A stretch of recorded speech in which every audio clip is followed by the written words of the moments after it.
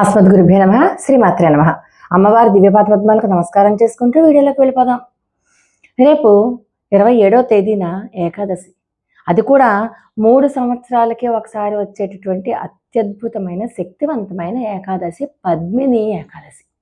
ఈ పద్మిని ఏకాదశి నాడు మనం కొన్ని పరిహారాలు చేసుకున్నాం. కనీసం దీపారాధన చేసిన, అది కూడా ఎక్కడ, తులసి మొక్క దగ్గర దీపారాధన చేసినా కూడా 7 జన్మల దరిద్రం తొలగిపోతుంది అంటే శాస్త్రవచనం.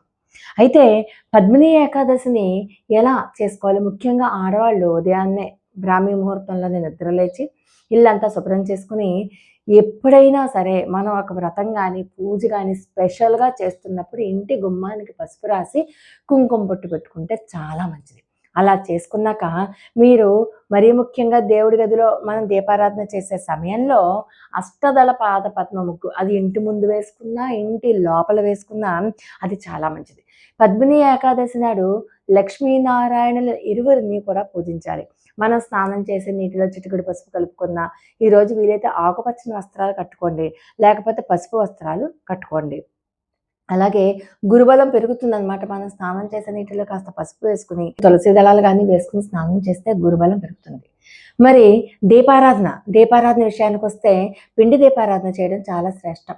ఏకాదశి, ఈ పద్మిని ఏకాదశి విశేషంగా వెంకటేశ్వర స్వామి వారి యొక్క చిత్రపటం ముందు కానీ, విష్ణు లక్ష్మీనారాయణల యొక్క చిత్రపటం ముందు కానీ పిండి దీపారాధన చేయాలి. పిండి దీపారాధన చేయడానికి అవకాశం లేని వాళ్ళు, పరిస్థితులు అనుకూలించిన వాళ్ళు ఇత్తడి కుందులో దీపారాధన చేయండి.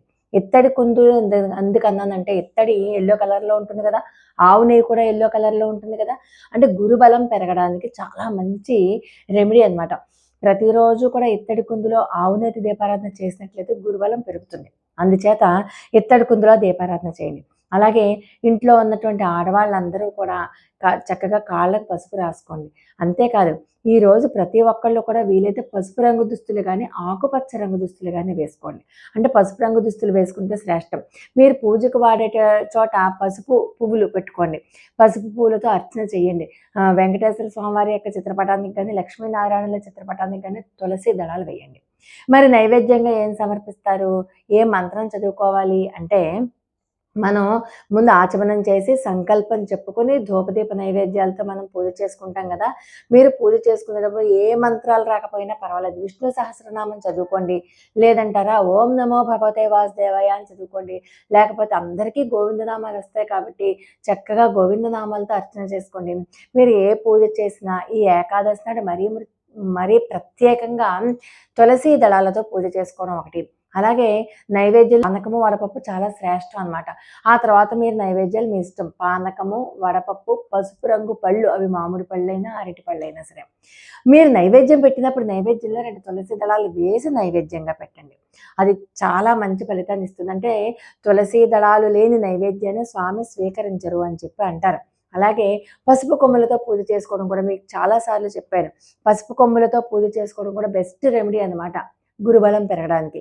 పసుపు కొమ్ములతో పూజ చేసుకున్న, పసుపు కొమ్ముల మాలని స్వామివారికి అమ్మవారికి కలిపి వేసిన, అది చాలా మంచి రెమెడీ. ఆ తర్వాత ఆ పసుపు కొమ్ముల మాలను ఏం చేస్తారో, పసుపు కొమ్ములని కానీ ఇంట్లో బీరువాలో మీరు డబ్బులు ఎక్కడైతే పెట్టుకుంటారో అక్కడ పెట్టుకోవచ్చు. చాలా మంచిదంటే అనవసరపు ఖర్చులు అన్నీ తగ్గిపోతాయి. ఏకాదశి రోజున తప్పనిసరిగా ఓం నమో భగవతే వాసుదేవాయ మంత్రాన్ని వీలైనన్ని ఎక్కువ సార్లు పూజ చేసుకోండి. అలాగే మీరు ఏకాదశి నాడు ఖచ్చితంగా ఈ సూర్య నమస్కారాలు చేసేటప్పుడు సూర్యునికి అర్ఘ్యాన్ని ఇవ్వండి. కంచు పాత్రలో సూర్యనారాయణమూర్తి ప్రత్యక్ష దైవం. కంచు కానీ రాగి పాత్రలో కాస్త చిటికెడు కుంకుమ, లేకపోతే ఎర్రటి అక్షతలు, ఎర్రటి మందార పూలు వేసి సూర్యనారాయణమూర్తికి చక్కగా అర్ఘ్యాన్ని ఇవ్వండి. అలాగే మీరు రాగి చెంబులో కాస్త నీళ్లు పోసి చిటికెడు కుంకుమ వేసి, ఆ కుంకుమ కలిపినటువంటి ఈ కలశాన్ని, నీటితో ఉన్నటువంటి కలశాన్ని ఈశాన్య దిక్కులో పెట్టుకోండి. అలా చేసినా కూడా చాలా మంచిది, నెగిటివ్ ఎనర్జీ పోతుంది. అలాగే మీ ఇంటికి మీరు ధూపం వేయండి. ఇంటి లోపల వేయాలి, ఇంటి బయట కూడా ధూపం వేయాలి. అలాగే కర్పూరాన్ని, అంటే పచ్చ కర్పూరాన్ని మాత్రమే గనక మీరు హారతిస్తే గనక చాలా మంచిది. ప్రత్యేకంగా ఈ ఏకాదశి నాడు, అంటే ప్రతిరోజు తులసి కోట దగ్గర దీపం పెడితే చాలా మంచిది, కానీ ప్రత్యేకంగా ఈ ఏకాదశి నాడు మాత్రం తులసి కోటలో దీపారాధన చేయాలి. ఆవు నేతి దీపారాధన చేసి తులసికి కూడా ధూప దీప నైవేద్యాలు సమర్పించి తులసి కోట చుట్టూతా 5 ప్రదక్షిణాలు చేసి మీరు తులసి మాతని గనక మీరు వేడుకోవాలి. అమ్మా, మమ్మల్ని చల్లగా కాపాడు, మా కుటుంబాన్ని కాపాడు, నా భర్త ఆదాయాన్ని పెంచు, నాకు ఆర్థిక సమస్యలు కానీ అనారోగ్య సమస్యలు కానీ లేకుండా చెయ్యి అని చెప్పి మీరు తులసీమాతని ప్రార్థించాలి. తులసీమాత చెట్టు మొదట్లో ఉన్నటువంటి కాస్త బొట్టుని ఇక్కడ పెట్టుకోండి. అలా పెట్టుకుంటే ఖచ్చితంగా నరదృష్టి సమస్యలు, అనారోగ్య సమస్యలు పోతే తులసీమాత యొక్క ఆశీర్వాదం కలుగుతుంది. ఏకాదశి నాడు మీరు ఖచ్చితంగా లక్ష్మీనారాయణులు ఇద్దరిని పూజించాలి. అలాగే విష్ణునామాలతో పాటు గోవిందనామాలతో పాటు మీరు లక్ష్మీ అష్టోత్తరం కూడా చదువుకోండి. లేకపోతే ఓం శ్రీ మహాలక్ష్మీదేవియే నమః అన్న మంత్రంతో కాస్త కుంకుమ పూజ చేసుకోండి. 16 నామాలు చెప్పుకొని అలా చేసినా కూడా, అంటే ఈ పద్మిని ఏకాదశి అన్నది ప్రతి 3 ఏళ్లకి ఒకసారి మాత్రమే వస్తుంది కాబట్టి కాస్త విశేషం అనమాట. ఈ పద్మిని ఏకాదశి నాడు ఒకవేళ మీరు ఇంట్లో పూజ చేయలేకపోయారు, ఏమీ చేయలేకపోయారు, చేసుకోవడానికి అసక్తతగా ఉన్నారు, అయినప్పటికీ కూడా మీరు ఖచ్చితంగా ఏం చేయాలి అంటే ఈ పద్మిని ఏకాదశి నాడు మీరు దైవ నామస్మరణ చేసుకోవాలి. ఖచ్చితంగా అంటే ఖచ్చితంగా చాలా విశేషమైనటువంటి మీకు ధన లాభం కలుగుతుంది. అంతేకాదు విష్ణు నామాలని కానీ అమ్మవారి యొక్క నామాలను కానీ నిరంతరము మీరు జపం చేసుకోవడం వల్ల ఏకాదశి పుణ్య ఫలితం అంతా వస్తుంది.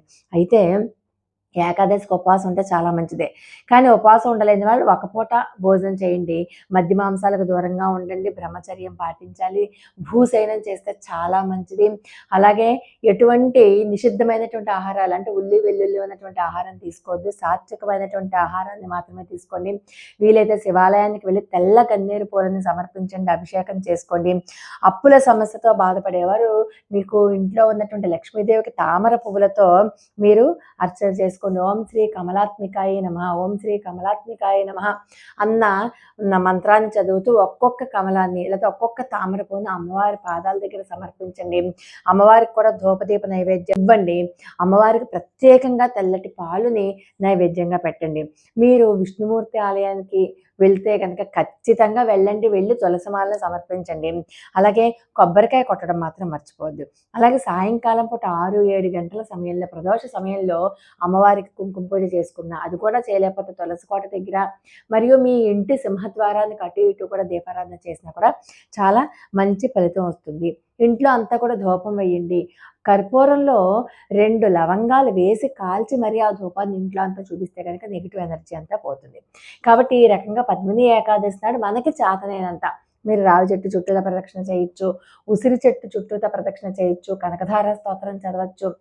ఏది చేసినా కూడా దానికంటే అన్నిటికంటే ముందు గణపతికి పూజ చేసుకుని, గణపతికి నమస్కారం చేసుకుని, గణపతిని వేడుకొని అప్పుడు మీరు మిగతా కార్యక్రమాల్లోకి వెళ్ళాలి. అలా చేస్తే కనుక చాలా మంచి ఫలితం కలుగుతుంది. 7 జన్మల దరిద్రం పోతుంది. మీకు ఇంట్లో ఉన్నటువంటి అనవసరమైన ఖర్చులు, అనవసరమైన వాగ్వివాదాలు, గొడవలు పోయి ప్రశాంతమైనటువంటి వాతావరణం వస్తుంది. మీ సమస్యలకి ఒక పరిష్కార మార్గం ఈ ఏకాదశిలో మీరు చేసేటటువంటి ఈ పరిహారాలు చూపిస్తాయి. లోకా సమస్త సుఖినో భవంతు.